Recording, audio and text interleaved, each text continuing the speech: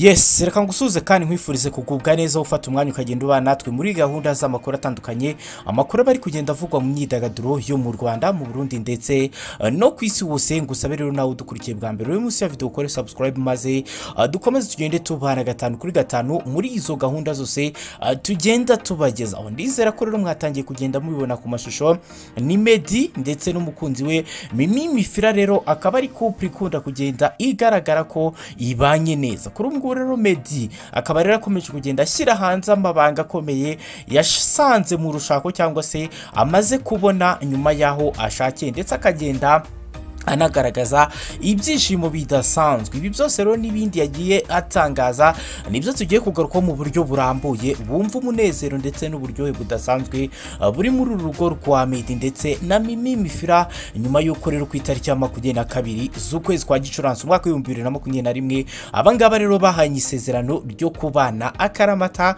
mu birori rero byitabiriwe n'inshuti zabo, ndetse hakaba ari n'ibirori byari bibereye ijisho. Nkuko rero Meddy ari kugenda bigaragaza mu butumwa rero akomeza kunyuza ku rukuta rwe rwa Instagram ruri rero mu zambere muzikurikirwa cyane, akaba rero akomeje kugenda agaragaza byinshi rero binyuranye birimo n'urukundo rwa babiri, anagarukaho rero kenshi mu ndirimbo ze ndetse n'amabanga anyuranye y'ubuzima yifashisha, ndetse akagenda anagaragaza akaba rero amwe mu magambo rero yanditswe muri Bibiliya. Ku itariki rero ya 4 z'ukwezi kwa Nzeri umwaka wa 2021 akaba ari nabwo rero yitabira ubukwe bwa Nyampinga w'u Rwanda umwaka wa 2009, yifashishije rero amwe mu mafoto yafotowe kuri uwo munsi ari kumwe n'umugore we Mimi Mifira. Yagaragaje rero ibyishimo n'ibanga riri mu guhitamo neza umugore cyangwa se uwo mushakana. Yabanje kugira ati, shyingiranwa n'umwamikazi uzakugira umwami. Bivuze ko rero guhitamo neza uwo mubana ari intwari ikomeye yo kugira ubuzima bwiza. Arangira nifashisha amagambo y'indirimbo irimo guca ibintu yaririmbanye na The Ben bwa mbere mu bukwe bwa Grace Mayivo, maze rero yongeraho atomora umugore we agira ati, aho yagize ati, ngukunda nkuko rero umukiza yakunze itorero. Ubundi aya magambo rero akaba ashaka kuvuga uyinjiyemo neza ko akunda Mimi ku buryo rero yanamwitangira nkuko umukiza nawe yitangiye abatuye isi akabapfira ku musaraba ku musozi w'Igorogota kugira ngo babone ubugingo buhoraho. Rero Meddy akaba yarakomeje kugenda agaragaza ko rero urukundo akunda Mimi rudasanzwe. Meddy rero na Mimi urukundo rwabo rero rwatangiye kuvugwa cyane mu mwaka wa 2017 ubwo yashyiraga hanze amashusho y'indirimbo Ntawamusimbura. Bidatinze rero yaje kumwereka abanyarwanda mu Kuboza rero umwaka ushize wa 2020 amwambika impeta, ndetse ku itariki ya 22 z'ukwezi kwa Gicurasi umwaka wa 2021 bemeranya kubana ubuziraherezo. Kugeza ubu rero nta hantu na hamwe haravugwa inkuru y'urukundo rundi Meddy yaba yarigeze kujyamo, ndetse akomeza kugaragaza ko rero akunda umugore we rero by'akataraboneka. Kuri ubu rero bakaba bitegura gutangira no gusohora ikinyamakuru cyabo, ndetse rero mu gihe cya vuba rero hakazasohoka n'indirimbo bamaze iminsi bateguza abakunzi babo, indirimbo rero y'amateka bagaragara bombi rero aho rero abanga bombi bagaragaye bayiririmba mu bukwe bwabo, ikaba yitwa rero Queen of Sheba. Meddy rero yitiriye umwamikazi wa Shalomo ukomoka rero mu bwoko bw'abahabesha ugira cyangwa se ubwoko bukaba bugira abagore beza. Bivugwa ko rero ari nabwo uyu mukobwa Mimi Mifira akomokamo wahariya mu gihugu cya Ethiopia. Rero akaba akomeje kugenda agaragaza ibyishimo bidasanzwe, ndetse akagenda anagaragara nk'umusore cyangwa se umugabo waryohewe n'urushako. Rero ibi byose akaba yarabitangaje rero nyuma yaho ku itariki ya 4 Nzeri umwaka wa 2021 Meddy na Mimi bari babukereye rero mu bukwe bwa Bahati Grace. Bikaba rero byari ibyishimo, ndetse akari no kwishyura uyu Bahati Grace kuko nawe rero yitabiriye ubwabo ku itariki rero ya 22 z'ukwezi kwa Gicurasi umwaka wa 2021 ubwo rero Meddy ndetse na Mimi bakoraga ubukwe.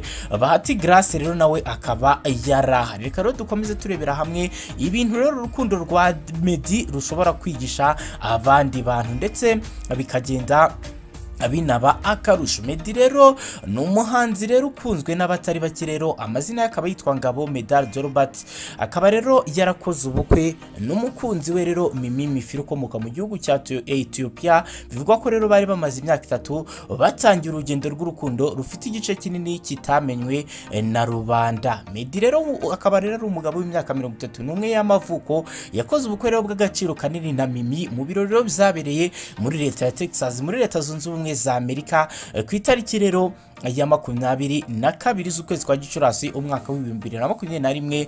ndetse rero ubukwe bwa bombi bwitabiriwe n'abantu bazwi mu ruganda rw'imyidagaduro barimo abahanzi, abakinnyi b'amafilimi ba Nyampinga n'abandi rero bari baburimo inshuti, ababyeyi n'abandi batandukanye rero bakaba baraje gutera ndetse no gushyigikira intambwe Meddy yateye n'umukunzi. Meddy rero yakoze ubukwe rero na Mimi nyuma y'uko rero mu Kuboza mu mwaka wa 2020 amwambitse impeta y'urukundo imuteguza kurushinga. Ku cyumweru rero ku itariki ya 23 z'ukwezi kwa Gicurasi umwaka wa 2021 Mireri icyo gihe yanditse kuri konte ya Instagram abwira Meddy rero ko azakomeza kumuba mu biganza bye iteka ryose. Meddy rero bivuga ko rero yagiye kwinjira mu muziki w'indirimbo, cyangwa se icyo gihe rero byavuzwe ko Meddy agiye kwinjira mu muziki w'indirimbo zimbaza Imana, akaba rero ari ibintu rero nawe yagiye akomeza kugenda agaragaza, ndetse akagenda agaragaza ko kuri ubu ngubu Imana ariyo mukiza ndetse ari nayo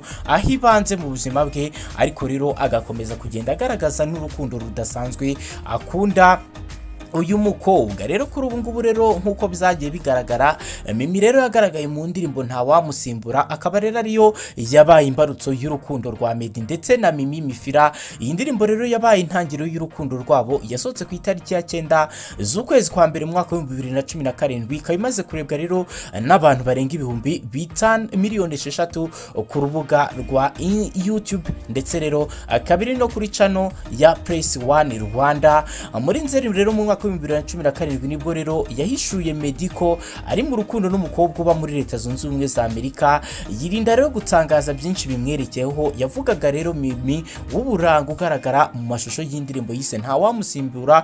Urukundo rwabo rero rwari rugifite, cyangwa se kuri ubu ngubu rero rukaba rwarabonye ko rwashimangiwe, ndetse rero bikagenda binagaragazwa rero n'amafoto aba bagiye bashyira hanze. Ku itariki rero ya 27 z'ukwezi ko Kuboza umwaka wa 2018 hacicikanye rero amafoto agaragaza umubyeyi wa Meddy yakirana urugwiro Mimi wari umaze rero kuba umukazana we. Mu kiganiro n'itangazamakuru nyuma y'igitaramo cyiswe East African Party cyabaye rero mu ntangiriro, cyangwa se cyabaye ku itariki ya 2 z'ukwezi kwa mbere umwaka wa 2019, Meddy rero yabajijwe uko umukunzi yakiriwe mu muryango we, avuga ati barishimye cyane, byose rero byagenze neza. Rero kuri ubu ngubu Meddy rero akaba akomeje kugenda agaragaza ko urushako rwamuryohewe, ndetse ko n'urukundo arimo rwagenze neza, nk'uko rero akunda kugenda bigaragaza, aho rero akenshi akunda kugaragara ahantu hatandukanye ari kumwe n'umukunzi we Mimi, umukunzi w'ibihe